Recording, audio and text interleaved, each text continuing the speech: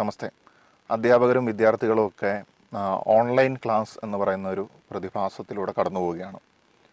ഇത് വിദേശ രാജ്യങ്ങളിലൊക്കെ വളരെ കോമൺ ആയിട്ട് നമ്മുടെ നാടിനേക്കാളും കുറച്ചുകൂടെ മുന്നിട്ട് ഉണ്ടായിക്കൊണ്ടിരുന്നൊരു കാര്യം. ഇപ്പം നമ്മൾ നിർബന്ധിതമായി, അവരും നിർബന്ധിതമായി, എല്ലാവരും നിർബന്ധിതമായതുകൊണ്ട് വളരെ വളരെ വളരെ സർവ്വസാധാരണമായിട്ടുള്ള ഒരു കാര്യമായിട്ട് മാറി.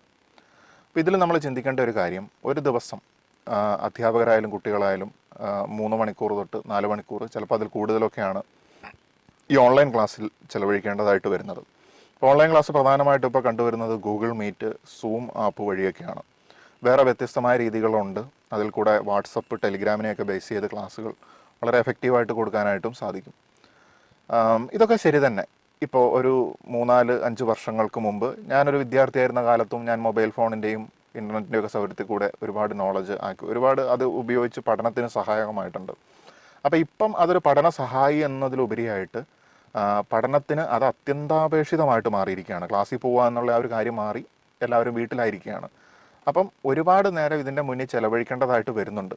എന്ന് വെച്ചാൽ പഠനത്തിൻ്റെ സമയത്തും ചിലപ്പോൾ പഠനത്തിന് പിന്നെ അതിൻ്റെ തുടർച്ചയായിട്ടുള്ള പ്രോസസ്സുകൾക്കും അതുപോലെ തന്നെ അതിന് ശേഷം എൻ്റർടൈൻമെൻറ്റിൻ്റെ ഭാഗമൊക്കെ ആയിട്ട് ഈ മൊബൈൽ ഫോണും അല്ലെങ്കിൽ ഈ ഒരു സംഭവങ്ങൾ നമ്മളെ കയ്യിൽ കണ്ണിൻ്റെ മുന്നിൽ എപ്പോഴും ഉണ്ടായിരിക്കും. അപ്പോൾ ഇത് നിങ്ങൾ ലോങ് ടൈം യൂസ് ചെയ്യുന്ന ആൾക്കാർക്ക് അറിയാം, ഒരുപാട് കാര്യങ്ങൾ നടക്കുന്നുണ്ട്. നമ്മളെ ചില ആൾക്കാർക്ക് കൈയുടെ ഈ ഒരു കുഴയുടെ ഭാഗത്ത് വേദന എടുക്കും, ചിലർക്ക് തോളിൻ്റെ ഭാഗത്ത് വേദന എടുക്കും, ചിലർക്ക് കഴുത്തിന് ഭയങ്കരമായ വേദനയും കഴപ്പും അനുഭവപ്പെടും, ചിലർക്ക് വിരളിന് പ്രശ്നം ഉണ്ടാകുന്നതായിട്ടുണ്ട്, അതുപോലെ തന്നെ തലവേദന ഉണ്ടാകുന്ന ആൾക്കാരുണ്ട്, കണ്ണിന് വേദന, പ്രഷർ ഉണ്ടാകുന്ന ആൾക്കാരുണ്ട്. ഇതൊക്കെ അധ്യാപകരും വിദ്യാർത്ഥികളും ഒക്കെ അനുഭവിച്ചുകൊണ്ടിരിക്കുന്ന ഒരു കാര്യമാണ്.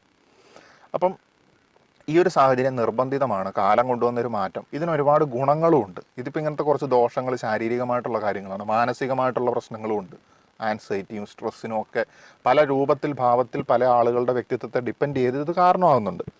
അപ്പം ഈ ഒരു മെത്തേഡ്, എൻ്റെ ഒരു അഭിപ്രായമാണ് ഞാൻ പറയുന്നത്, നമ്മുടെ കേരളത്തിലെ ഇപ്പം ഗവൺമെൻറ് ആയാലും സ്കൂൾസ് ആയാലും പ്രമുഖ യൂണിവേഴ്സിറ്റികളായാലും നമുക്കിത് കൂടുതൽ എഫക്റ്റീവായിട്ട് കൊണ്ടുവരാനുള്ള വഴികൾ കൊണ്ടുവരാൻ സാധിച്ചു കഴിഞ്ഞാൽ വളരെ ഗുണകരമായിട്ട് മാറും എന്നുള്ളതാണ്. ഇൻട്രാക്റ്റീവ് ആയിക്കൊണ്ട് തന്നെ ടെലിഗ്രാമിലും അതുപോലെ തന്നെ വാട്സപ്പിലൊക്കെ നല്ല രീതിയിൽ ക്ലാസ്സുകൾ വിത്ത് മെറ്റീരിയൽസ്, വിഷ്വലായിട്ടുള്ള എഴുത്ത് അടക്കമുള്ള മെറ്റീരിയൽസ്, പിക്ചേഴ്സ് അടക്കമുള്ളത് ഇനി വോയിസ് ക്ലിപ്പ് വഴി പല രീതിയിലായിട്ട് നമുക്ക് അവർക്ക് ഡെലിവർ ചെയ്യാനായിട്ട് സാധിക്കും. അതുപോലെ തന്നെ അധ്യാപകരായാലും ഈ ഒരു കാര്യങ്ങളെക്കുറിച്ചിട്ടൊന്ന് ചിന്തിച്ചു കഴിഞ്ഞാൽ നല്ലതായിരിക്കും. കാരണം നമ്മളിപ്പോൾ ഇതിപ്പോൾ എത്ര കാലം നമുക്ക് ഈ പ്രശ്നം നിൽക്കുമെന്ന് അറിയില്ല. നമ്മളിപ്പോൾ അടുത്ത കാലത്തൊക്കെ വിദ്യാഭ്യാസ സ്ഥാപനങ്ങൾ തുറന്ന് പ്രവർത്തിക്കുക എന്നൊക്കെ സംശയകരമായിട്ടുള്ളൊരു അവസ്ഥയിലാണുള്ളത് നമുക്കിപ്പോൾ. കാരണം നമ്മളിപ്പോഴാണ് പീക്ക് അവസ്ഥയിലേക്ക് വന്നുകൊണ്ടിരിക്കുന്നത്. ആർക്കൊക്കെ ഇത് വരില്ല എന്നൊന്നും. ഇപ്പം ഞാൻ എൻ്റെ ഒരു അധ്യാപകനെ ഇപ്പം വഴിയിൽ വെച്ച് കണ്ടപ്പം അദ്ദേഹം പറഞ്ഞൊരു കാര്യം, മിക്കവാറും ഇതെല്ലാവർക്കും കൂടെ വന്ന് അതിലിനി വരാത്തവരെ കുറവുള്ളൂ എന്നുള്ള രീതിയിലേക്ക് നമ്മൾ വന്നേക്കാമെന്നൊക്കെയാണ് പറയുന്നത്.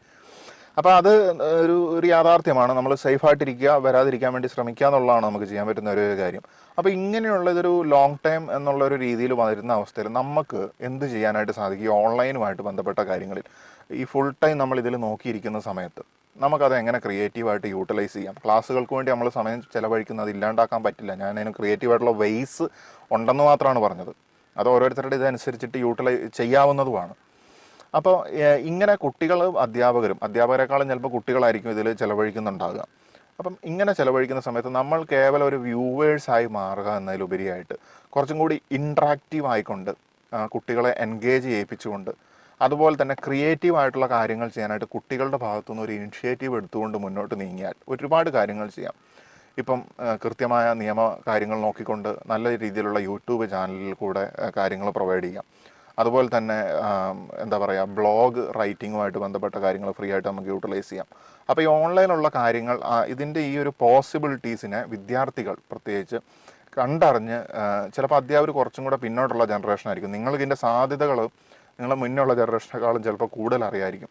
അപ്പം അത് മാക്സിമം യൂട്ടിലൈസ് ചെയ്തുകൊണ്ട് നിങ്ങൾ ഇപ്പോൾ പഠിച്ചിറങ്ങുന്ന ഈ ഒരു സമയമാകുമ്പോഴത്തേനും നിങ്ങളുടെ ഒരു വ്യക്തിമുദ്ര പതിപ്പിക്കാനായിട്ട് നോക്കുക. നിങ്ങൾ എഴുതുന്ന ആർട്ടിക്കിൾ ഓൺലൈനിൽ വന്നോട്ടെ. അത് നിങ്ങൾ പബ്ലിഷ് ചെയ്യുന്ന സമയത്ത് എന്തൊക്കെയാണ് അതിൻ്റെ നിയമ സാധ്യതകൾ, എന്തൊക്കെ പ്രശ്നങ്ങളുണ്ട്, എന്തൊക്കെ ശ്രദ്ധിക്കണം എന്നുള്ളതൊക്കെ പല സോഴ്സിൽ നിന്ന് നിങ്ങൾക്ക് മനസ്സിലാക്കാവുന്നതാണ്. അങ്ങനെ മനസ്സിലാക്കി നല്ല രീതിയിലുള്ള ആർട്ടിക്കിൾസ് നിങ്ങൾക്ക് എഴുതാം. നിങ്ങൾ ബ്ലോഗെന്ന് പറഞ്ഞ ഒരാളുടെ വ്യൂ എഴുതുന്നതല്ല, അതിൽ വേറെ പ്രശ്നങ്ങളൊന്നുമില്ല. അതുപോലെ തന്നെ നിങ്ങൾക്ക് വീഡിയോ ഒരു യൂട്യൂബ് ചാനൽ തുടങ്ങാം. ഇനി അതല്ലെങ്കിൽ വേറെ ഏത് രീതിയിലും ഇതിനെ കൂടുതൽ ക്രിയേറ്റീവ് ആൻഡ് എൻ്റർടൈൻമെൻറ്റ് ബേസിലേക്ക് കൊണ്ടുവന്നാൽ ഞങ്ങളുടെ പഠനം ആസ്വാദ്യകരമാവും. അല്ലെങ്കിൽ നമ്മൾ ഫുൾ ടൈം ഇങ്ങനെ ജസ്റ്റ് എന്താ പറയുക, ഒരു വ്യൂവേഴ്സിനെ പോലെ ഇങ്ങനെ ഇരുന്ന് നമ്മുടെ കണ്ണിന് പ്രശ്നം, ശരീരത്തിന് പ്രശ്നം, ക്രിയേറ്റീവായിട്ടൊരു ഔട്ട്പുട്ടും ഉണ്ടാക്കുന്നില്ല എന്ന എക്സ്ട്രാ ടൈം ഉണ്ട് താനും.